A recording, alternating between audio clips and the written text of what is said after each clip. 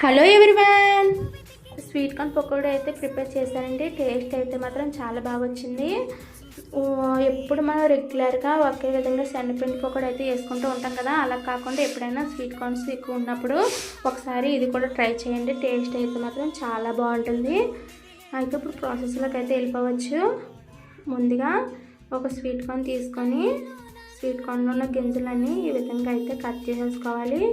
ఇలా కట్ చేసేసుకున్న తర్వాత ఇందులోకి మనం సన్నగా తరిగిన ఆనియన్స్, పచ్చిమిర్చి, కొత్తిమీర, కొద్దిగా కార్న్ఫ్లోరు, శనగపిండి, కారం, సాల్ట్ వేసుకొని ఇప్పుడు కొద్దిగా వాటర్ వేసుకుంటూ చూసుకొని అయితే ఈ విధంగా అయితే కలిపేసుకోవాలి. ఇలా కలుపుకున్న తర్వాత ఇప్పుడు మనం డ్రీ ఫ్రైకి సరిపోయిన ఆయిల్ వేసుకొని ఆయిల్ బాగా మంచిగా హీట్ అయిన తర్వాత మన స్వీట్ కార్న్ని కొద్దిగా ఇలా బాల్లాగా అయితే చేసుకొని ఈ విధంగా అయితే వేసుకోండి.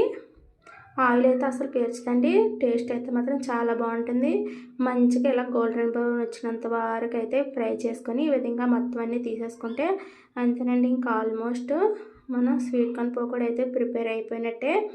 టేస్ట్ అయితే మరి చెప్పవసరం లేదు, చాలా బాగుంటుంది. మీరు ఎప్పుడైనా ట్రై చేయకపోతే ఈ విధంగా ఒకసారి ట్రై చేయండి. ఓకేనండి, బాయ్ బాయ్.